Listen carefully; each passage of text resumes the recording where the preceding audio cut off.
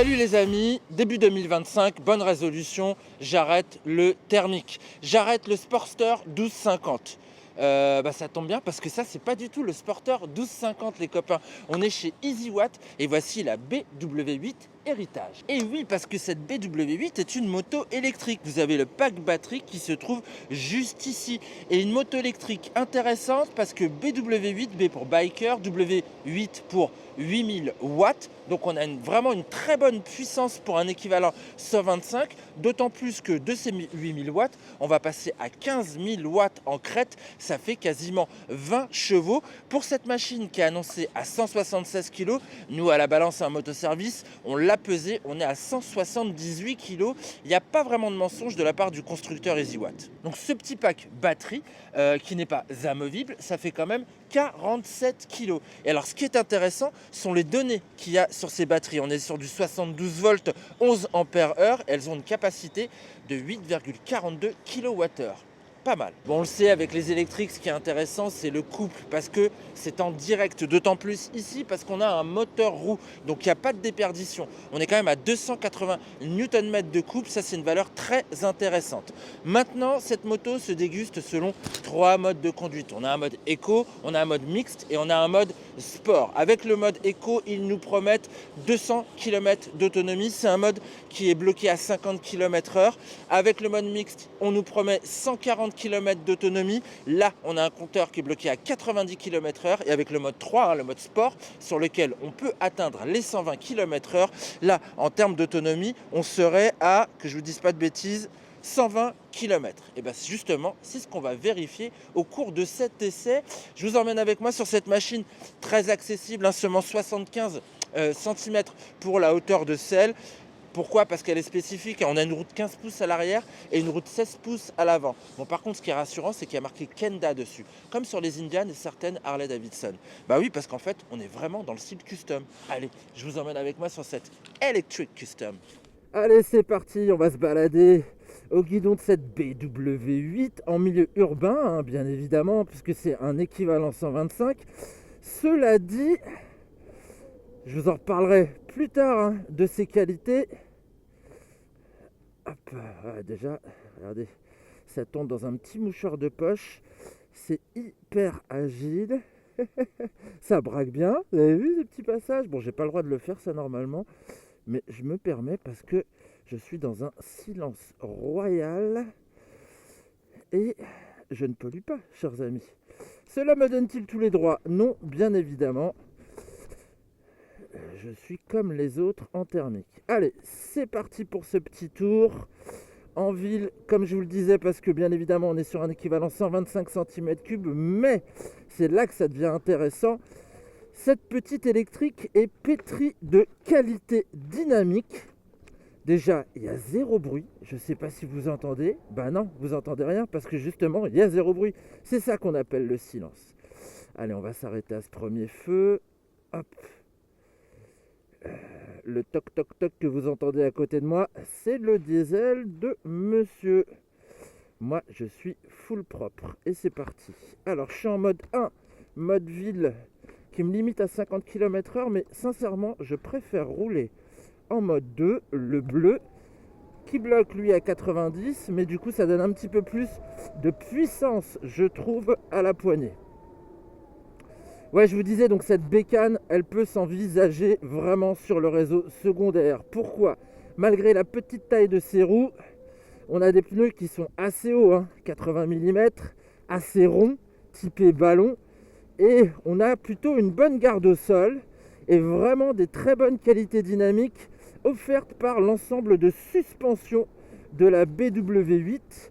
On a une fourche inversée à l'avant qui n'est pas du tout réglable, petit combiné d'amortisseurs à l'arrière qui lui est réglable en précharge, ça on connaît, c'est une très bonne chose. Tiens, ce qui est cool, c'est qu'avec cette bécane et sa prise type 2, j'ai le droit d'aller me brancher sur les bornes publiques. Et ça, c'est plutôt pas mal parce qu'on sait justement que les batteries ne sont pas amovibles. Donc, il faut plugger carrément la bécane. On ne peut pas monter le pack batterie chez soi ou dans son garage. Allez, on est parti, jeune homme. Et c'est parti. Ouais, j'aime bien l'accélération quel que soit le mode que vous choisissez, elle est douce, elle est progressive. Il n'y a pas vraiment d'à-coup hein, avec ce moteur roue. Et ça, on aime bien. Ça permet de rester bien maître de son véhicule. Et c'est parti. Allez, petit démarrage feutré. On ne fera pas le all shot.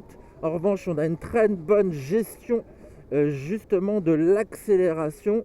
C'est du beurre. Ça passe bien entre les voitures malgré ces rétroviseurs en bout de guidon que je déteste. Mais ouf, il y a encore les petits emplacements là pour mettre des rétros traditionnels. C'est pas plus mal parce que là en plus avec des gros gants, vous avez vu, regardez. Oh la coque là, elle me gêne. Elle me gêne. Alors, déjà que j'aime pas ça, mais si en plus c'est trop près de mes mains, c'est pas bien. Vraiment sympa ce moteur. Pas de bruit électrique, c'est étonnant. Je vous disais tout à l'heure, il y a zéro bruit, mais il y a vraiment zéro bruit. Gage de qualité, tout est bien fixé, mais en plus, il n'y a pas de bruit de la mécanique. Il n'y a pas le zzzz qu'on trouve sur certains véhicules parfois. Ça, c'est plutôt bien. Alors, j'en étais aux suspensions tout à l'heure. Je les trouve assez confortables. C'est bien, en fait, c'est exactement comme sur un petit custom. C'est exactement comme sur une Indian. Ça travaille sur pas beaucoup de courses, mais ça travaille vraiment remarquablement. Il y a de l'hydraulique. Par contre, hein, dès qu'on roule un petit peu trop fort sur un dos d'âne, un dos de gendarme, alors là, par contre, on le sent dans les lombaires, ça claque un petit peu à l'arrière. C'est pas top. J'aime bien la position de conduite pied en avant. Je suis plutôt confortable. C'est pas trop pied en avant. Je les ai pas là-bas. Je les ai juste là devant. Mais ça me permet de bien me maintenir. Je suis bien assis sur cette selle qui est plutôt confortable, avec son petit retour là qui vient juste derrière. Ça c'est cool, ça c'est cool. Et puis je vous ai dit, hein, la qualité des suspensions. Par contre, vous voyez, je dois un petit peu allonger les bras quand même. Et j'ai les bras un petit peu tendus. Mais ça c'est le style qui veut ça. Hein. On est dans l'univers custom les amis. Allez tiens, je vais me faire un petit démarrage en 3. Vous avez vu, je vous ai mis sur le mode sport le plus ouf. Et regardez à l'accélération. C'est doux au départ. Et par contre, ça prend très vite. Alors, il faut que je m'arrête. Hein, 50 km/h sur les Marachaumes, ce Vermani. Donc, on va se remettre en mode 2. Voilà, tranquille. Elle est bien aussi, cette petite BW8 Héritage, parce qu'elle a vraiment un très bon freinage. On a un étrier à fixation radiale sur l'avant, un petit 4 pistons sur un seul disque de 280 mm, mais c'est amplement suffisant pour freiner ses ardeurs. Et à l'arrière, ça seconde plutôt bien. Alors tout se passe au niveau du guidon. Hein. J'ai pas de pédale au niveau de mes pieds. Vous avez vu. Forcément, on est sur le frein arrière à droite, sur le frein avant. Non, pardon. On est sur le frein avant à droite. On est sur le frein arrière à gauche. Tout ça mis sous la protection d'un ABS. Ça freine bien, hein, c'est rassurant. Ça aussi, c'est pas mal. Elle est belle, la petite instrumentation toute ronde là.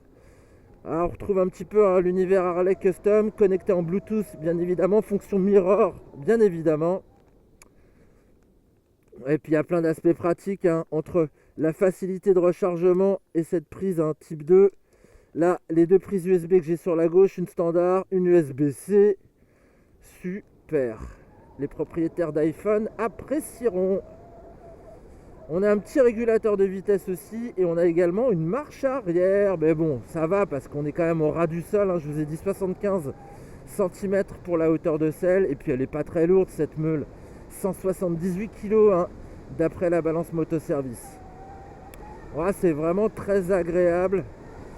Maintenant, je vais vous retrouver en plateau les copains.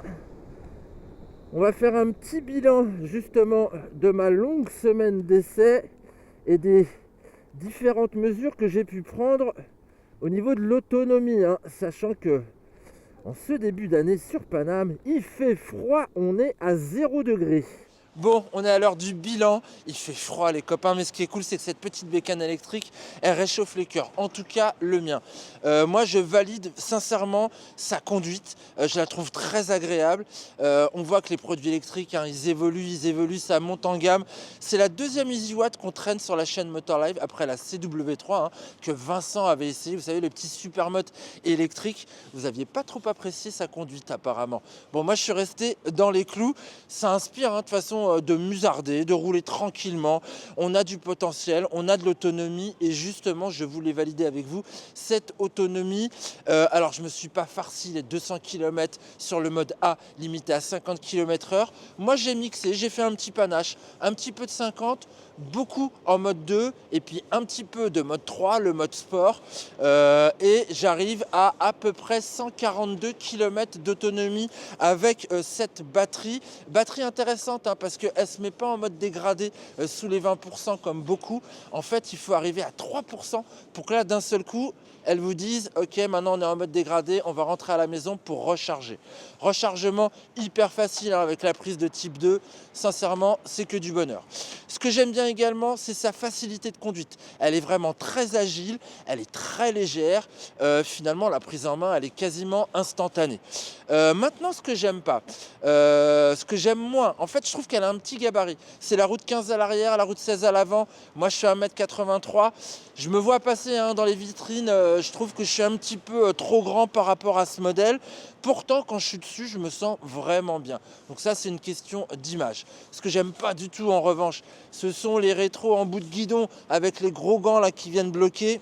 Ça, je suis moins fan, mais il y a la solution de pouvoir les fixer ici à l'emplacement classique. Donc si j'étais propriétaire d'une bécane comme ça, c'est ce que je ferais direct. Ce que j'aime moins également, c'est que c'est un système qui n'est pas amovible. Donc c'est un petit peu moins pratique que ce qu'on a l'habitude de trouver finalement sur les segments électriques. Encore que quand je pense aux concurrentes, elles n'ont pas toutes forcément cette batterie qu'on peut extraire. Et puis finalement, l'avantage quand on a une batterie qui est fixe, c'est qu'on a moins de bruit parasite. Donc pour moi, finalement, cette petite bécane, c'est la Livewire qui manque à Harley Davidson quelque part. Livewire, ils sont partis sur des interprétations très street, très bonne bécane hein, par ailleurs. Cela étant, je trouve que les Livewire, elles n'ont pas ce petit look Harley badass. Et là, finalement, ok, ça singe un Sportster 1250, mais on est quand même content de trouver ce style-là sur le segment équivalent 125 électrique. Ça, c'est un plus pour elle. Et puis la qualité de fab, elle est vraiment impressionnante. Elle est vraiment de très bonne facture, on va dire. Moi, ça me rappelle un petit peu le produit que j'ai essayé dernièrement aux États-Unis, la Can-Am, la Pulse, la petite Pulse. Sauf que la petite Pulse, elle est à 17 000 balles. Donc, elle est hors sol. On est d'accord là-dessus. Bon, c'est le problème d'une marque américano-canadienne. Là, on est sur quelque chose qui est fabriqué en Chine, bien évidemment, avec la solution du moteur roue, qui est peut-être un petit peu moins coûteuse que lorsque le moteur est en sortie justement des batteries. Et moins coûteuse, pourquoi? Parce qu'on est à 7 890 €. 7 890 €, et je trouve que c'est vraiment un bon investissement quand on voit ce qu'il y a aujourd'hui sur le segment, que ce soit la Moto Nu, que ce soit la Stache. La proposition d'EasyWatt avec cette BW8 héritage, elle est très intéressante, je trouve, à essayer. Et ce sera mon conseil de fin, essayez-la.